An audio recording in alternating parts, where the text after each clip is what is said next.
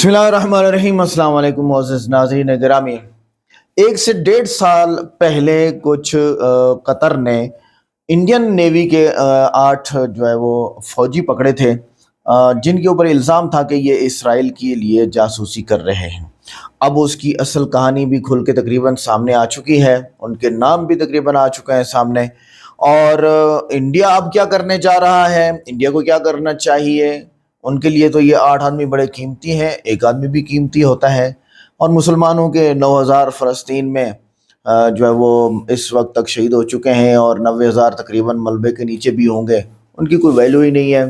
اللہ تعالیٰ تو اوپر ہے۔ دیکھتے ہیں اس رپورٹ کو کہ انڈیا کے یہ جوان کیسے بچ سکتے ہیں۔ اس میں اہم پوائنٹ یہاں پر یہ کہ کیسے وہ کام کر سکتے ہیں، چلیے دیکھتے ہیں۔ انڈین نیوی کے 8 سابق اہلکار قطر میں جاسوسی کے الزام میں گرفتار ہو چکے اور ان کو سزائے موت سنائی جا چکی ہے۔ انڈین نیوی کے یہ ایجنٹ اسرائیلی خفیہ ایجنسی موساد کے لیے کام کر رہے تھے، اور قطر کے انٹیلیجنس کے اہلکاروں نے ان لوگوں کو کیسے پکڑا، وہ تمام تر تفصیلات آپ اس ویڈیو میں جان سکیں گے۔ قطر نے بھارتی بحریہ کے 8 سابق اہلکاروں کو سزائے موت سنا دی ہے۔ ان مجرموں میں سے 7 انتہائی اعلیٰ عہدوں پر تعینات رہ چکے ہیں، لیکن انہوں نے چند ٹکوں کی خاطر نہ صرف قطر کی قومی سلامتی داؤ پر لگائی، بلکہ بھارت کو بھی پوری دنیا میں منہ دکھانے کے قابل نہیں چھوڑا۔ بھارت کی کوشش ہے کہ ان افسروں کو رہائی مل جائے، لیکن قطر کی حکومت کی طرف سے رعایت ملنے کی امید بہت کم ہے۔ یہ کہانی شروع ہوتی ہے اگست 2022 سے۔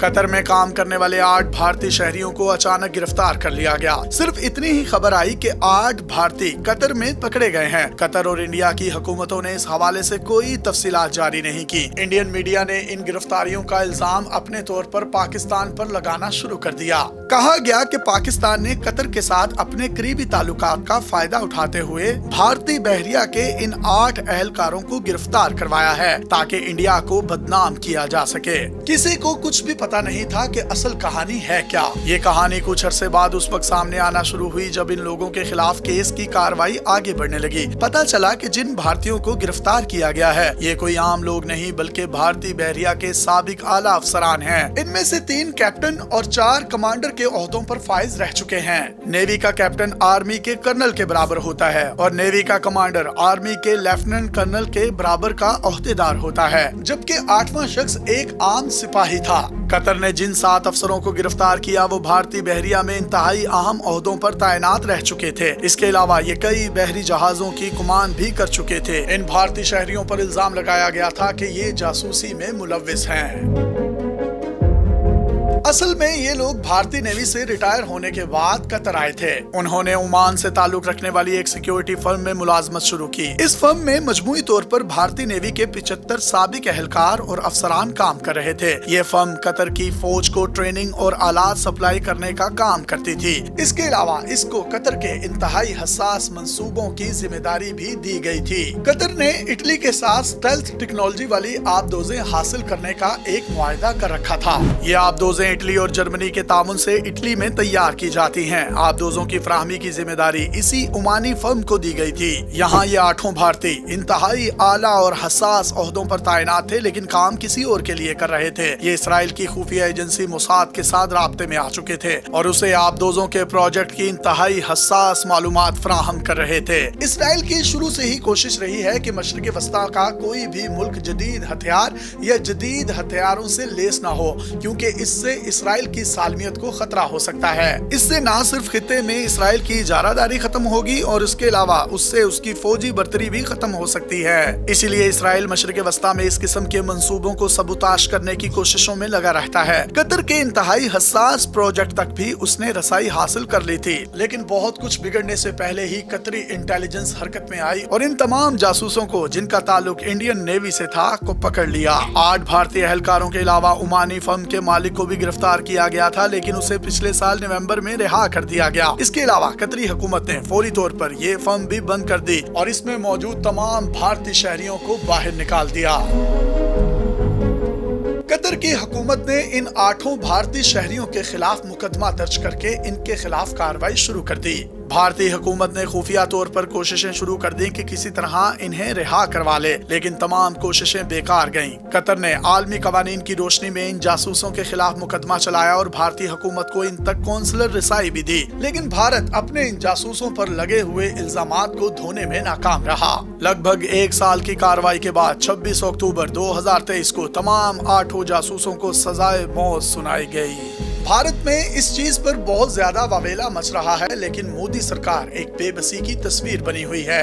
भारतीय वजारत खारजा ने एक बयान जारी किया है जिसमें उनका कहना है कि वो कतर के इस फैसले से सदमे में हैं। वो तफसीली फैसले का इंतजार कर रहे हैं। वजारत खारजा जासूसों के खानदान के अरकान और कानूनी टीम के साथ राब्ते में है और तमाम कानूनी ऑप्शंस का जायजा ले रही है। इंडियन खुफिया एजेंसीज भी इस केस पर गहरी नजर रखे हुए हैं और इस केस की मुकम्मल कानूनी पैरवी भी कर रही है। इसके साथ साथ इंडियन हुकूमत ने ये ऐलान भी किया है कि वो ये फैसला कतरी हुकूमत और कतरी हुकाम के सामने भी उठाएंगे।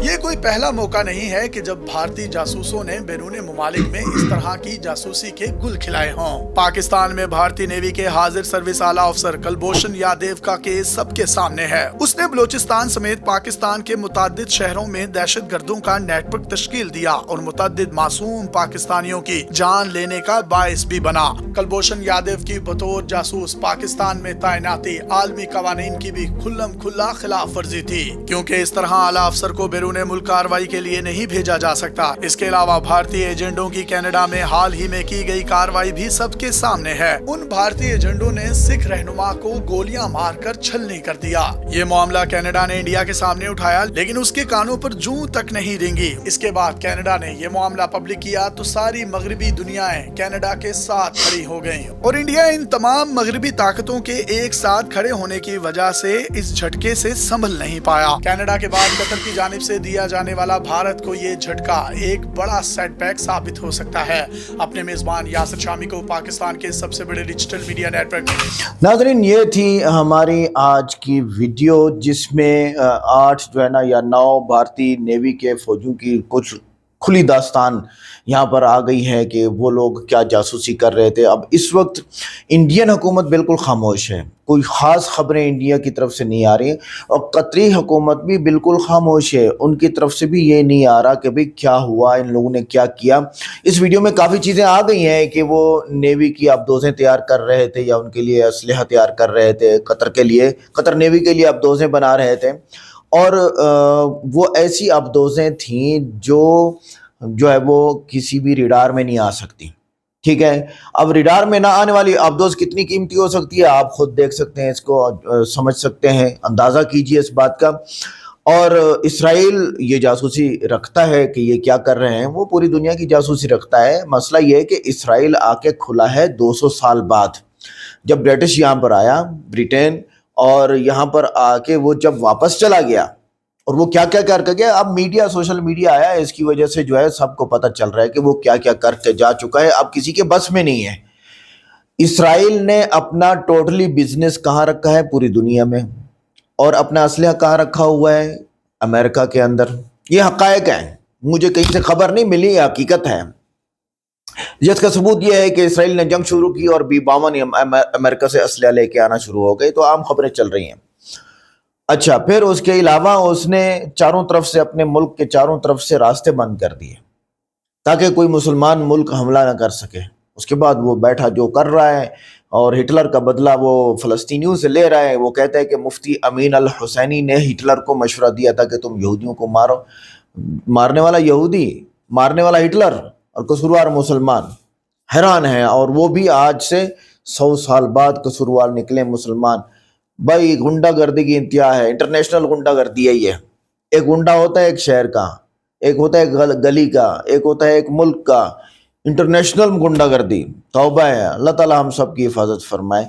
और अगर ये भारतीय फौजी बेगुनाह है तो इनकी जान बख्शी हो, अगर ये गुनहगार हैं, इन्होंने ऐसा किया है, तो फिर इंडियन हुकूमत को पीछे हो जाना चाहिए और वो अपने मुल्क वालों को बता दें कि हमें बदनाम करोगे तो तुम्हारा ये हाल होगा। ये हकीकत है।